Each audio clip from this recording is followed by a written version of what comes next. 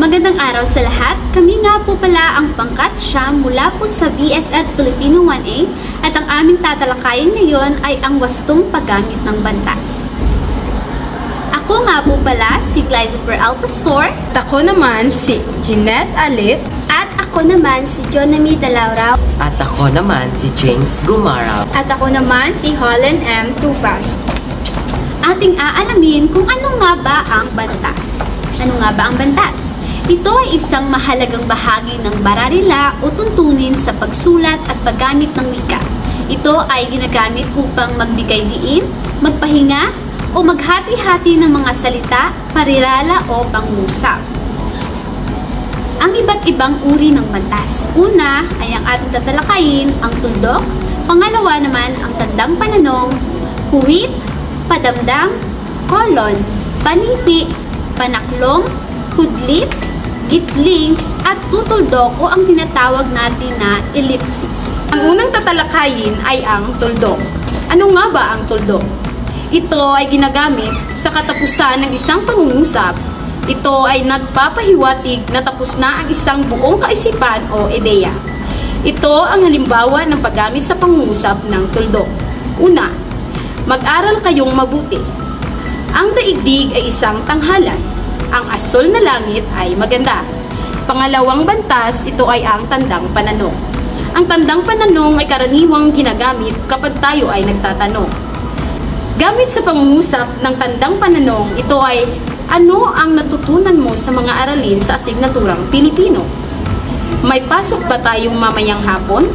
Sino sa inyo ang 4 na taong gulang? At ang ikatatlong paggamit ng bantas ay ang kiwit.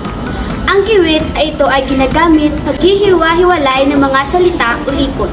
Ang mga salitang pagkakauri, ito rin ang ginagamit sa paghati ng mga pangusap, lalo na kung may mga panaligan, pagtigil sa pananalita.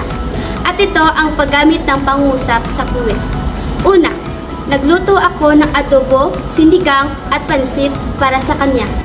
Pangalawa, naglaro siya ng basketball habang ako naman ay nagbabasa ng libro. Pangatatlo, si Maria ng aking kaibigan, isang magaling na pintor. Pang-apat na paggamit ng bantas. Padamdam. Padamdam, ito ay ginagamit sa ulihan ng isang kataga, parilara o pangusap na nagsasaad ng matindi o masidhing damdamin. At ang paggamit nito sa pangusap ay una, aray, naapakan mo ang paa ko. Pangalawa, sobrang saya ko ngayon. Pangatatlo, uy, ang ganda ng bago mong sapatos. At ang sunod na bantas ay ang kolon. Isang bantas na ginagamit upang magbigay ng pagpapalawak, pagpapaliwanag o paglilista ng mga ideya o mga halimbawa. Gamit sa pangungusap, mayroon akong ilang mga hobbies. Paglalaro ng piano, pagsusulat ng tula at paglalakbay. Kalawa, ang mga pangunahing sangkop ng adobo ay suka, toyo, bawang at paminta. At ang sunod naman ng bantas ay panipi. Isang uri ng bantas na ginagamit upang bigyang diin o bigyang halaga ang isang salita o parirala sa isang pangungusap. At ito ang gamit sa pangungusap. Una, siya ang tunay na kaibigan na laging nandyan para sa iyo. Ikaliwa, ang pinakamahalagang aral na natutunan ko sa buhay ay ang pagiging matiyaga. Pangatlo, ang nakakapagod na trabaho ay ang nagdudulot ng stress at pagod sa katawan. At ang kasunod naman ng bantas ay panaklong. Ang mga panaklong ay ginagamit na pambukad sa salita ng mga salitang hindi direktang kaugnayan at diwat ng pangungusap, gaya ng mga ginagamit sa pangungusap na ito. Una, ang Pilipinas, isang bansa sa Timog Silangang Asya, ay may magagandang mga tanawin. Pangalawa, ang aking kaibigan na isang guro ay mahusay sa pagtuturo. Ang pelikulang ito ay nagtatampak ng mga kilalang artista, si John, si Jen at si Mark. Sunod naman ay kudlit. Ano nga ba ang kudlit? Ito ay ginagamit bilang kapalit o kung kumakatawan sa litra ang nawawala kapag ang pang-ugnay o pananda sa pagitan ng dalawang salita ay ikinakabit sa unang salita. Ito ang mga halimbawa ng pangungusap ng kudlit.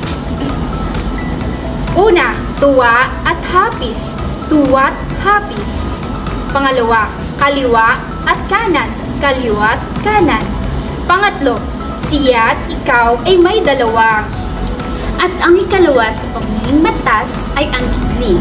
Ito naman ay ginagamit sa pag-uulit ng salitang ugat o mahigit sa isang pantig ang salitang ugat.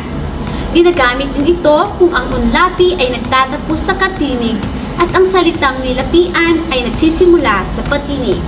Halimbawa, araw-araw, linggo-linggo, sari-sari, gabi-gabi, iba-iba, at ano-ano. At ang panghuling bantas ay ang tutuldok o ellipsis. Ito ay nagpapahiwatig ng kusang ibiniti ng nagsasalita ang karugtong ng nais na sabihin. Halimbawa sa pangungusap, pinagtibay ng Pangulong Arroyo. Halimbawa nito ay may kasunod pang sasabihin, ngunit ito ay naudlot. Diyan natin ginagamit, nakaraniwang ginagamit ang ellipsis o ang tutuldok-tuldok. Pangalawa ay ang gusto kong kumain ng ice cream Ang pangatlong halimbawa ay ang mga planeta sa ating solar system ay...